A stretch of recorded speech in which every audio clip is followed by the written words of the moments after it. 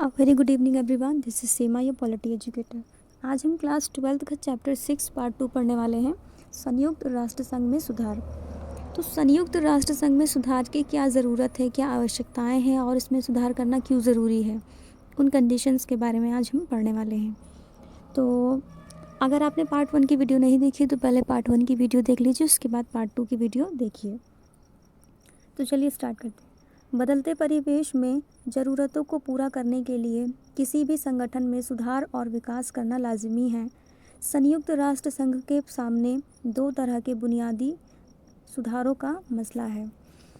Time के बदलने के साथ साथ में वहाँ पे संयुक्त राष्ट्र में यूनाइटेड नेशन ऑर्गेनाइजेशन में वहाँ पे चेंजेस करना काफ़ी ज़्यादा ज़रूरी है। तो दो तरीके के चेंजेस करने की बात यहाँ पर की गई है। तो कौन से हैं दो तरीके के चेंजेस, कौन से हैं? पहला है इस संगठन की बनावट और प्रक्रिया में सुधार, यानी कि जो यूनाइटेड नेशन ऑर्गेनाइजेशन है इसकी जो बनावट है, यानी कि जो इसका स्ट्रक्चर है और प्रक्रिया जो प्रोसेस है किसी भी काम को करने का, इसके अंडर में आने वाले किसी भी डिसीजन को लेना या कोई सा भी काम करने का जो इसका प्रोसेस है उसमें सुधार होना चाहिए। और जो दूसरा है वो क्या है, इस संगठन में न्यायाधिकार में आने वाले मुद्दों की समीक्षा करना। बनावट और प्रक्रिया को लेकर सबसे बड़ी बहस सुरक्षा परिषद को लेकर है। जब भी हम इसके स्ट्रक्चर की बात कर रहे हैं तो स्ट्रक्चर में सबसे ज़्यादा इम्पॉर्टेंट जहाँ पर बात की जाती है जिस मुद्दे को लेके, वो है इसका सुरक्षा परिषद, सिक्योरिटी काउंसिल। मांग है कि स्थायी और अस्थायी सदस्यों की संख्या बढ़ाई जाए, खास तौर से एशिया, अफ्रीका और दक्षिण अमेरिका के ज़्यादातर देशों को सुरक्षा परिषद में सदस्यता देने की बात उठ रही है। अब देखिए, जो राष्ट्र या फिर जो कंट्रीज़ न्यूली इंडिपेंडेंट है, जैसे एशिया नेशंस के जितने भी लोग कंट्रीज़ हैं वो न्यूली इंडिपेंडेंट हैं, ऐसे ही अफ्रीका हो गया, दक्षिण अमेरिका हो गया, ठीक है। ये सारे कंट्रीज़ क्या हैं, नई अभी 20वीं सदी में इनका इंडिपेंडेंस इनको मिली है। तो इन कंट्रीज़ को स्थायी और अस्थायी सदस्यों में शामिल करने की डिमांड है। कुछ विशेषज्ञ चाहते हैं कि ये संगठन शांति और सुरक्षा से जुड़े मिशनों में ज़्यादा प्रभावकारी अथवा बड़ी भूमिका निभाए, जबकि औरों की इच्छा है कि ये संगठन अपने को विकास और मानवीय भलाई के कामों तक सीमित रखे। देखिए, जो कुछ विशेषज्ञ हैं वो ये चाह रहे हैं कि इसका काम है सभी राष्ट्रों के बीच में शांति और सुरक्षा को बनाए रखना, सभी राष्ट्रों के बीच में शांति स्थापित करना और एक दूसरे से सुरक्षा प्रदान करना, ठीक है। तो ये उसी पर काम करें। जबकि वहाँ पर कुछ लोग कह रहे हैं कि ये अपने संगठन में विकास करें, यानी कि अपने संगठन का थोड़ा सा विकास की ओर लेके जाए, उसमें कुछ चेंजेस करें और मानवीय भलाई के कामों को ध्यान में रखें। संयुक्त राष्ट्र संघ बेहतर ढंग से काम कर सके, इसके लिए कौन से सुधार ज़रूरी हैं? अब यहाँ पर संयुक्त राष्ट्र संघ में सुधार होना चाहिए, लेकिन ये अच्छी तरीके से काम कर सके इसके लिए कौन कौन से सुधार करना इसमें ज़रूरी है, इसके बारे में चर्चा हो रही है, लेकिन इस परेशानी का हल नहीं मिल रहा, क्योंकि काफ़ी सारे क्वेश्चन हैं कि अगर किसी भी राष्ट्र को इसमें सदस्यता दे रहे हैं तो किस बेस पे दी जाए, कितना उसका मानदंड होना चाहिए। प्रक्रियाओं और ढांचे में सुधार। अब प्रक्रिया और ढांचे में जो पहला इसका पॉइंट था उसके बारे में पढ़ लेते हैं, प्रोसेस और स्ट्रक्चर में सुधार। सन 1992 में संयुक्त राष्ट्र संघ की आम सभा में एक प्रस्ताव स्वीकृत हुआ। इसमें 3 बातें शिकायत के तौर पर सामने आईं। अब 1992 में एक प्रपोज़ल दिया गया, उस प्रपोज़ल को एक्सेप्ट करने के बाद उसमें पता चला कि उसमें जो 3 मुख्य बातें हैं वो सामने आई हैं, और वो कौन कौन सी हैं। पहली है, सुरक्षा परिषद अब राजनीतिक वास्तविकताओं की नुमाइंदगी नहीं करता। जो सुरक्षा परिषद है वो सभी राष्ट्रों की जो राजनीतिक वास्तविकताएं हैं वो किस तरीके से अपने कंट्री को ताकतवर बनाने के लिए अपनी राजनीति खेल रही हैं, उसमें जो वास्तविकता, जो सच्चाई है उसकी नुमाइंदगी नहीं करता, उसकी सच्चाई को सामने नहीं लेकर आ पाता। जैसे कि जो पश्चिमी राष्ट्र के राज्य हैं, देश हैं, वो काफ़ी ज़्यादा शक्ति संपन्न हैं, इसके साथ साथ उनकी अर्थव्यवस्था भी अच्छी है, तो उनका दबदबा इस पे ज़्यादा है यूनाइटेड नेशन पे राजनीति के तौर पर। तो उसकी जो वास्तविकता है, जो सच्चाई है, उसको सामने नहीं लेकर आ पा रहा है। सेकंड पॉइंट है, इसके जो फैसले होते हैं वो पश्चिमी मूल्यों के हितों की छाप होती है। यानी कि जो पश्चिमी वेस्टर्न कंट्रीज़ हैं, वो जो वेस्टर्न कंट्रीज़ जो हैं उसका दबदबा सबसे ज़्यादा है, जैसे अमेरिका हो गया, फ्रांस, ब्रिटेन इत्यादि। जो थर्ड इसकी शिकायत है प्रपोजल में, सुरक्षा परिषद में बराबर का प्रतिनिधित्व नहीं है। यस, सुरक्षा परिषद में स्थायी सदस्यता की बात की गई है और अस्थायी सदस्यों की बात की गई है। ठीक, तो जो इन सदस्यों की बात की गई है, तो इनको तो निषेधाधिकार वीटो पावर मिला हुआ है, और जो बाकी 2 साल के लिए चुने जाते हैं राष्ट्र, उनको कोई वीटो पावर नहीं मिला हुआ है।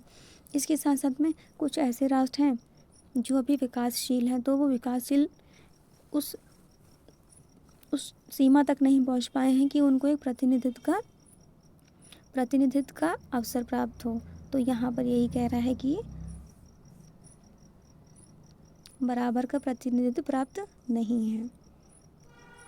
संयुक्त राष्ट्र संघ के ढांचे में बदलाव की इन बढ़ती हुई मांगों के मद्देनज़र एक जांच के अनुसार कुछ मानदंड सुनिश्चित किए गए हैं। अब संयुक्त राष्ट्र संघ में ये जो मांगे, जो डिमांड्स हो रही थी, जो शिकायतें बार-बार आ रही थी, इसको ध्यान में रखते हुए जांच की गई है, रिसर्च की गई है। उसके साथ साथ में कोई भी कंट्री इसका सदस्य और अस्थायी और स्थायी सदस्य कब बन सकता है, या इसका सदस्य कब बन सकता है, आम सभा का सदस्य कब बन सकता है, या उसकी बैठक कब अटेंड कर सकता है, उसके लिए कुछ मानदंड सुनिश्चित कर दिए गए हैं। तो यहाँ पर जो पहला मानदंड है, ये है बड़ी आर्थिक ताकत होना। उसकी अर्थव्यवस्था काफ़ी अच्छी होनी चाहिए, मजबूत होनी चाहिए, और उसके पास आर्थिक रूप से शक्ति संपन्न राष्ट्र होना चाहिए। बड़ी सैन्य ताकत होना, उसके पास अच्छी सी मिलिट्री पावर होनी चाहिए। थर्ड पॉइंट है, संयुक्त राष्ट्र संघ के बजट में ऐसे देशों का योगदान ज़्यादा होना चाहिए। यूनाइटेड नेशन का जो बजट है उसमें उसका कंट्रीब्यूशन भी अच्छा खासा होना चाहिए। फोर्थ है, आबादी के लिहाज से बड़ा राष्ट्र होना चाहिए। उसकी जो पॉपुलेशन है वो भी काफ़ी अच्छी होनी चाहिए। हालांकि जो चीन है वो विश्व की पहली हाईएस्ट पॉपुलेशन वाली कंट्री है, और इसके साथ साथ में जो भारत है वो सेकंड नंबर पे है। तो भारत के पास तो पॉपुलेशन है, और ये जितने भी मानदंड यहाँ पर निर्धारित हैं उन मानदंडों को फुलफ़िल करता है भारत। और भारत की डिमांड है कि उसको स्थायी सदस्यता मिलनी चाहिए, लेकिन फिर भी उसको स्थायी सदस्यता नहीं मिल रही है। ऐसा देश जो अपने भूगोल, अर्थव्यवस्था और संस्कृति के लिहाज से विश्व की विविधता की नुमाइंदगी करता हो। एक ऐसा राष्ट्र होना चाहिए जिसके पास भू क्षेत्र अच्छा हो, उसकी अर्थव्यवस्था भी अच्छी हो, संस्कृति के लिहाज से भी वो काफ़ी शक्ति संपन्न हो। उसकी जो संस्कृति है अन्य देशों पर काफ़ी अच्छे से प्रभाव डालती हो, और अलग अलग संस्कृति के लोग उसके राष्ट्र में रहते हों। तो ये 5 मानदंड स्थापित किए गए, निर्धारित किए गए। ये जो मानदंड स्थापित किए गए हैं, निर्धारित किए गए हैं, इन मानदंडों के अनुसार जो राष्ट्र इन सभी मानदंडों को फुलफ़िल करता है वो राष्ट्र यूनाइटेड नेशन ऑर्गेनाइजेशन का सदस्य बन सकता है, मेंबरशिप ले सकता है। प्रक्रिया में सुधार कैसे करें, ये बात भी ध्यान देने योग्य है कि सुरक्षा परिषद में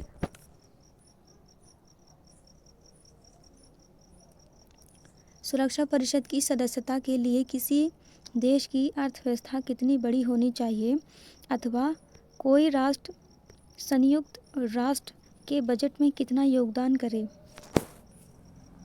कि सुरक्षा परिषद की सदस्यता हासिल कर सके। अगर लोकतंत्र और मानव अधिकार के प्रति सम्मान ही कसौटी हो, तो इस मामले में बेहतरीन रिकॉर्ड वाले देशों की कतार लग जाएगी। अब देखो, अगर ये जो मानदंड स्थापित ऊपर निर्धारित किए गए हैं, उन मानदंडों को मद्देनज़र रखते हुए किसी कंट्री के बारे में बात की जाए, तो यहाँ पे स्थायी सदस्यों के लिए यूनाइटेड नेशन के पास लाइन लग जाएगी। काफ़ी सारे ऐसे राष्ट्र इन मानदंडों को फुलफिल कर लेते हैं, लेकिन यहाँ पर क्वेश्चन ये है कि कोई राष्ट्र यूनाइटेड नेशन ऑर्गेनाइजेशन में अगर उसके बजट में हिस्सेदारी करता है तो कितनी प्रतिशत की होनी चाहिए उसकी हिस्सेदारी, ठीक है, उसका कितने प्रतिशत की उसकी हिस्सेदारी होनी चाहिए, ठीक है। और इसके साथ साथ में हिस्सेदारी के साथ भू क्षेत्र उसका कितना बड़ा होना चाहिए, जनसंख्या के लिहाज से उसका कितना प्रतिशत जनसंख्या में होना चाहिए, ये सब चीज़ें अभी भी निर्धारित नहीं है। क्या भौगोलिक दृष्टि से बराबरी के प्रतिनिधित्व का ये अर्थ है कि एशिया, अफ्रीका, लातिनी अमेरिका और कैरेबियाई क्षेत्र की एक सीट सुरक्षा परिषद में होनी चाहिए? अब देखिए, अगर हम भौगोलिक रूप से बात करें, वहाँ की लैंड के हिसाब से बात की जाए, तो भौगोलिक रूप से बात करें तो वहाँ की बराबरी की जाए, प्रतिनिधित्व उनको दिया जाए, तो क्या अफ्रीका, लातिनी अमेरिका और कैरिबियाई की सभी को एक एक सीट सुरक्षा परिषद में दी जाए? और अगर दी जाएगी तो फिर वहाँ पर कम से कम कितनी सीटें निर्धारित की जाएं? इसका भी एक सवाल उत्पन्न होता है। प्रतिनिधित्व का मसला भूगोल के आधार पर क्यों हल किया जाए? विकासशील देश विश्व की अलग अलग सीढ़ियों पर खड़े हैं, और जो प्रतिनिधित्व है, किसी भी राष्ट्र को अगर प्रतिनिधित्व दिया जाए तो भूगोल के अकॉर्डिंग क्यों दिया जाए, उसकी जो वहाँ की जो भू क्षेत्र है उसके अकॉर्डिंग क्यों दी जाए। अगर कोई विकासशील देश है तो वो विकासशील की उसकी क्या स्टेज है, उसकी स्टेज के अनुसार कैसे उसको दिया जाए।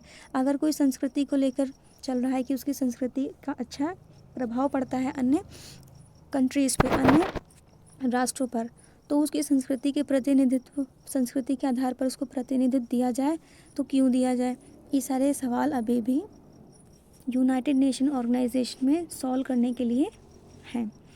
ऐसी ही एक मसला सदस्यता को लेकर है कि 5 स्थायी सदस्यों को दिया गया निशेष अधिकार लोकतंत्र और संप्रभु राष्ट्रों के बीच बराबरी की धारणा से मेल नहीं खाता।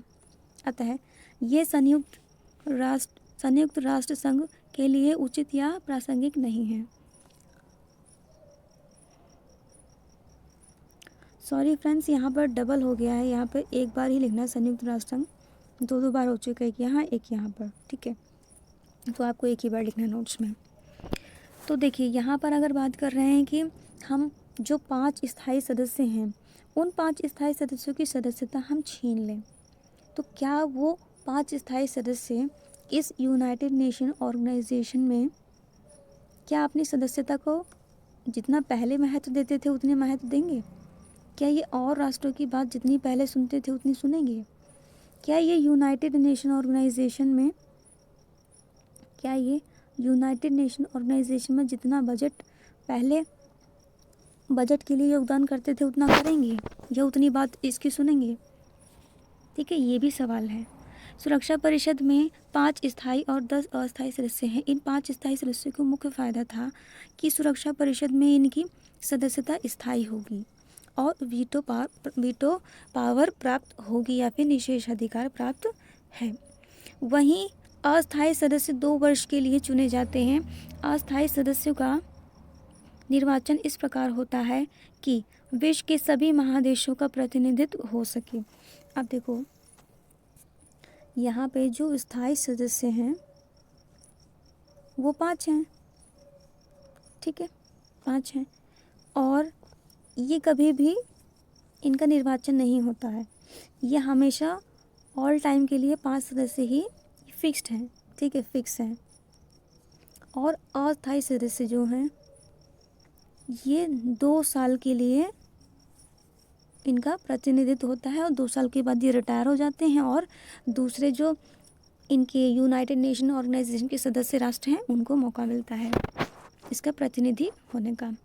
सुरक्षा परिषद में फैसला मतदान के जरिए होता है। बहरहाल स्थायी सदस्यों में से कोई एक अपने निषेध अधिकार वीटो का प्रयोग कर सकता है और इस तरह वह किसी फैसले को रोक सकता है, भले ही स्थायी और अस्थायी अन्य सदस्य पक्ष में हो।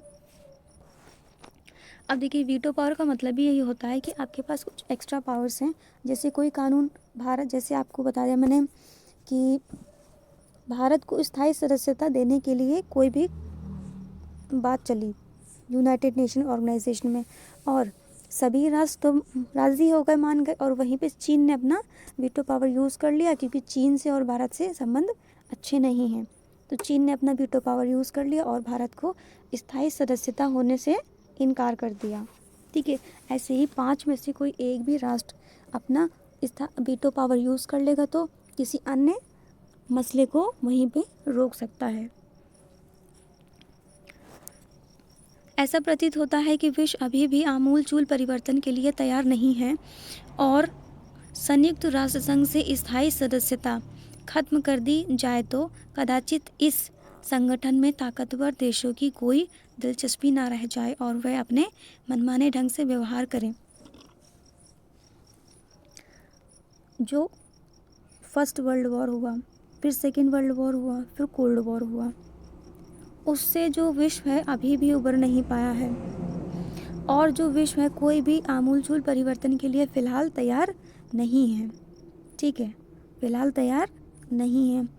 और यदि हम संयुक्त राष्ट्र संघ में जो स्थायी सदस्यता है उसको ख़त्म कर देंगे तो जो ये 5 स्थायी सदस्य हैं इनका इंटरेस्ट तो इसमें ख़त्म हो जाएगा और ये सभी अपनी दिलचस्पी के अनुसार कार्य करने लगेंगे, व्यवहार करने लगेंगे, और किसी भी दूसरी कंट्री के बारे में सही गलत क्या है नहीं सोचेंगे। तो फ्रेंड्स, आज के लिए बस इतना ही। नेक्स्ट वीडियो में